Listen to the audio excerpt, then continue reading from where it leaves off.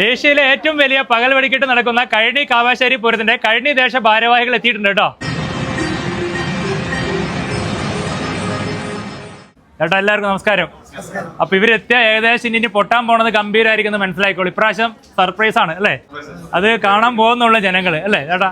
ഇപ്പൊ നമ്മളെ തുടർന്ന് ഇപ്പൊ ഒരു 4ാം വർഷമാണ് വരുന്നത് എല്ലാ കമ്മിറ്റിക്കാരന്റെ. അപ്പൊ എല്ലാവർക്കും നമ്മൾ പരിചയപ്പെടാം. ചേട്ടന്റെ പേര് സുന്ദരൻ, എല്ലാം കാവശ്ശേരി തന്നെ അല്ലേ. ബാബുവേട്ടൻ, സൂര്യപ്രകാശ്, ഉദയകുമാർ, വൈജു, ഞാൻ ഗോകുൽദാസ്, സുരേഷ് കുമാർ, രതീഷ് കഴക്കേപ്പാട്, രവി, സുരേഷ്, മണി, ഷിബി, വിഷ്ണുദാസ് നടക്കാവും, രവി. അപ്പൊ ഇവര് മാത്രല്ല, ഇനി എത്ര പേരുണ്ട്? 27 പേർക്കും എല്ലാവരുടെ പേരും ഇവിടെ പരിചയപ്പെടുത്താൻ പറ്റില്ല. അപ്പൊ എല്ലാം വലിയൊരു ആശംസകൾ എല്ലാ ഭാരവാഹികൾക്കും ഞാൻ പറഞ്ഞുകൊള്ളുന്നുണ്ട്. അപ്പൊ നമ്മുടെ എപ്പോഴാണ് ഡേറ്റ് വരുന്നത് ചേട്ടാ? 31 മാർച്ച് മാസം 31-ാം തീയതിയാണ് കഴനി കാവശ്ശേരി പൂരം മഹോത്സവം. ഏഷ്യയിലെ ഏറ്റവും വലിയ പകൽ വെടിക്കെട്ട് നടക്കുന്നത് കഴനി കാവശ്ശേരി പൂരത്തിലാണ്. കൃത്യം ഒരു 12 മണി മുതൽ ഏതാണ്ട് ഒരു 3:30 മണി വരെയാണ് വെടിക്കെട്ട് നടക്കുക. അത് പകൽ വെടിക്കെട്ടാണ്. ശേഷം വൈകുന്നേരത്ത് ഒരു 6 മണിക്ക് പകൽപൂര കമ്മിറ്റിയുടെ ഒരു ഗംഭീര വെടിക്കെട്ടുണ്ട്.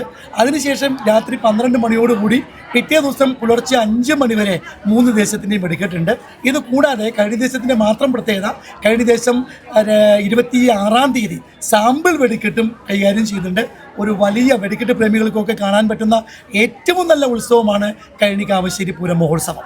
അപ്പൊ നമുക്കിതില് എല്ലാവരും ഇവിടെ തന്നെ ഒന്ന് ക്ഷണിക്കാം അല്ലേ? അല്ലേ, നമുക്ക് ARMന്റെ എല്ലാ കസ്റ്റമേഴ്സിനെയും അതിലേക്ക് ക്ഷണിക്കുകയാണ്. ഇന്ന് സത്യം പറഞ്ഞാൽ പൂരം മഹോത്സവങ്ങളെക്കാട്ടിലൊക്കെ വലുതായി പാലക്കാട് ജില്ല, ഇന്ന് തൃശ്ശൂർ ജില്ലയൊക്കെ അറിയപ്പെടുന്നത് ARM ഹാംലൂം കുത്താമ്പുള്ളി എന്ന രീതിയിലാണ്. എല്ലാ കസ്റ്റമേഴ്സിനെയും കഴനി കാവശ്ശേരി പൂരം മഹോത്സവത്തിന് ക്ഷണിക്കുകയാണ്.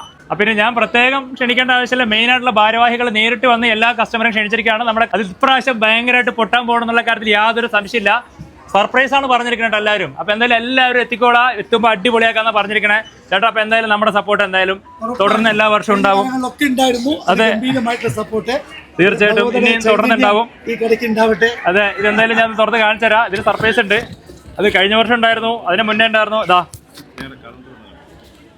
ഇതുണ്ട്. അപ്പൊ നമ്മുടെ പേജ് ആകെ 2ാമത്തെ പേജിൽ തന്നെ ഉണ്ട്. ഒരുപാട് പേജുകളുണ്ട്. അടുത്തൊരു കലണ്ടറും കൂടി ഉണ്ട് കേട്ടോ.